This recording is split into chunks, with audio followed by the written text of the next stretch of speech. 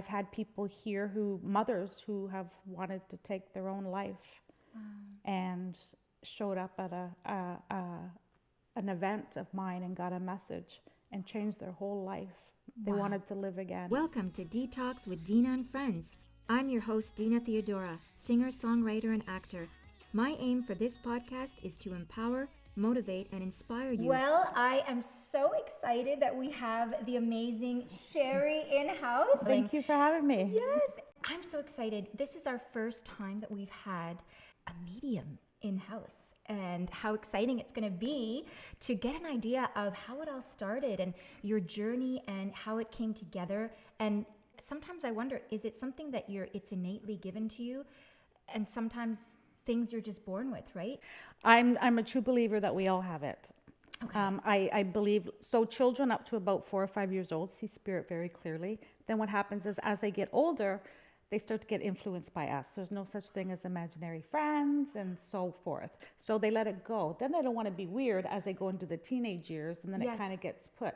So I always say what happens is we have what we call a spiritual reawakening when something traumatic happens to us, and then things just start to open up again. With me, it was a car accident in Really? 2002. Tell me about that. I was driving, and for weeks I was uncomfortable driving. I just felt like something was going to happen. And then this one day I was driving, and somebody came across the highway and hit me, and I literally ended up, when I came through and opened my eyes, I was in a graveyard, and 6 feet away from where I was the gravesite of my friend who had passed, who I named my son after. And it was just, from that day forward, I don't know, for sure I know he was there watching over me. Of course.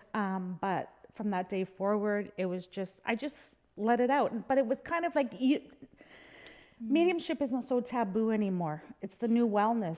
It's mediums are now looking at as a wellness coach. Yes. Because for people that are grieving, right?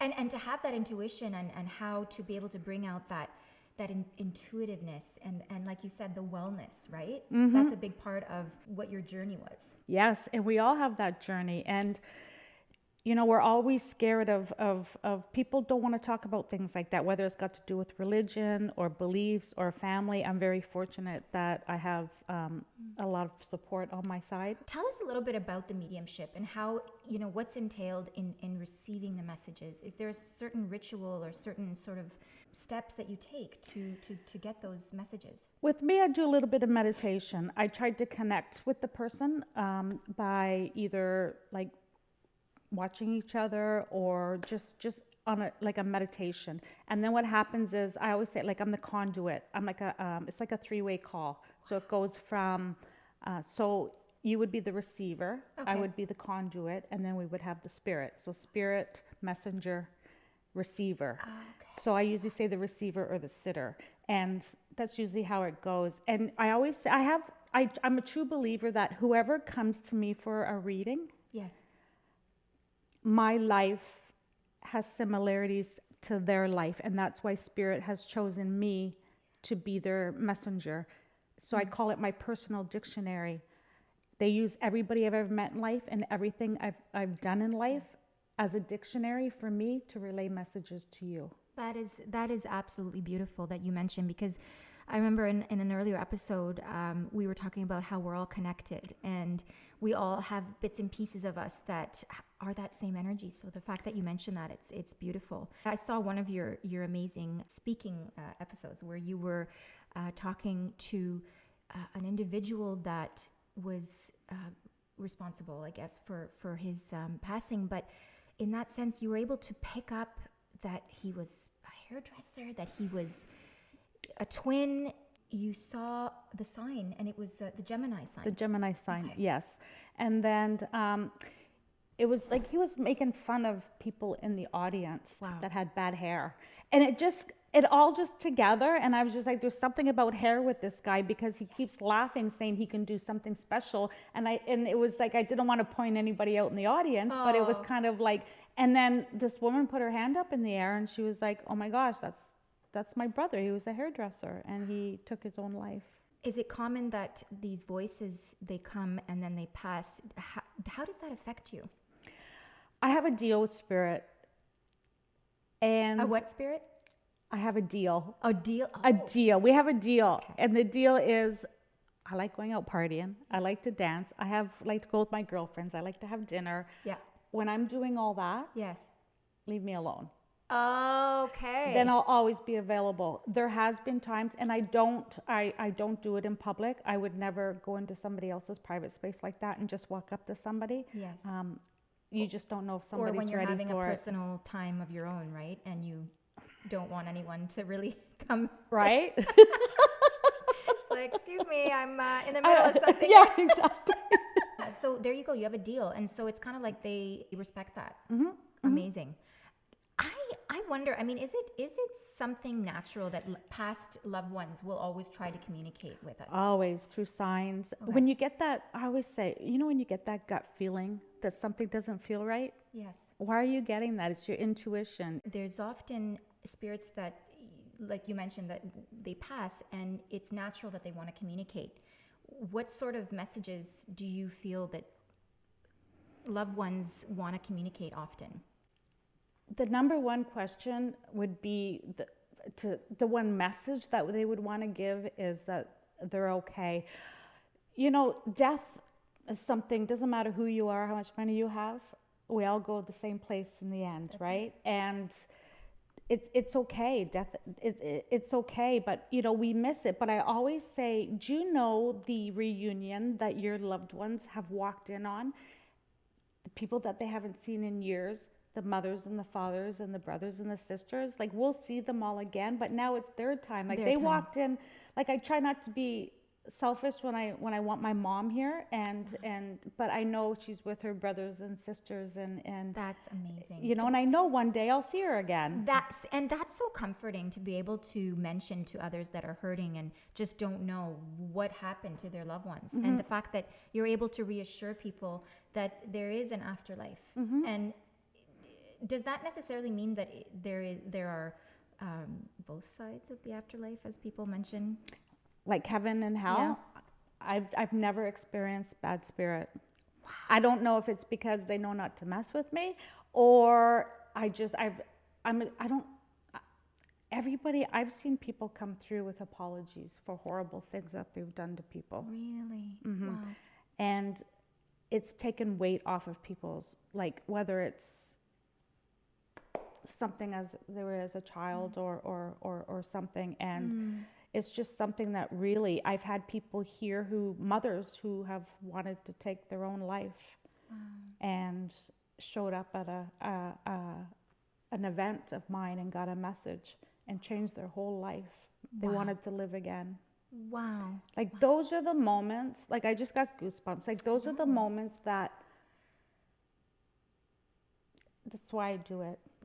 And the fact that you have, as we were talking earlier, it's not like work to you. This is something that you do and you love and you enjoy, and it can bring such a powerful impact on people's lives. And when it impacts, we cannot change the world. No. But helping one person is helping to change the world. It's a ripple effect. That's it. Now, what would be some tips and advice you can give on someone that wants to tap into their mediumship? How would you? I do workshops. Oh. I do mediumship workshops. I actually have, once somebody has done my workshop, I have like a private Facebook group, and there's 100 and something students on there, and it's just a place that they can be themselves and be open, and it's kind of like a spiritual family. So that's it. And yeah, so a lot of people are more open to it. You have to let that wall down. You have to let the belief, you have to just believe. And spirit won't come through if you don't. They're not going to waste their energy on somebody who's just shut down. That's amazing. And it's your journey. It's everything. It's spiritual growth. It's everything. You have to fulfill yourself. And so on that note, how do you become a version of your higher self? Self-love. Yeah. Breathe. Be around some really positive relationships. People live by chance. Wow. And you can't. Nothing's just by chance. Nothing is just, it'll come to you, but you have to work for it. You have to put it out there in the universe. You wake up in a grumpy mood, your day sucks. Yeah. Yeah. Right? And I know it's not about unicorns and rainbows life, okay? We have shit days. Yeah. Yeah. We PMS, we do all, I mean, more menopause, but we go through all this stuff, and life is just, but we have to drop the ego. Yeah.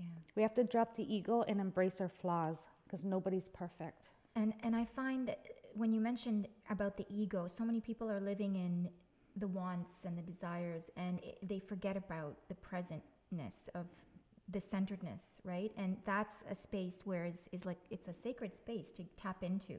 And we forget it because of life and this world and the fast-pacedness. And what would you say to someone that just needs help slowing down and finding that centeredness, and some self-care tips and rituals to really to tap into to get there? There's so many different things. There's meditation, there's yoga, there's just reading. Even take that 1 hour, even if it's watching TV, your favorite show, that's your 1 hour that you focus. Yeah. People are like, no TV, no social media. But you know what? That's that 1 hour that's going to give you peace or whatever, but do it. That's it.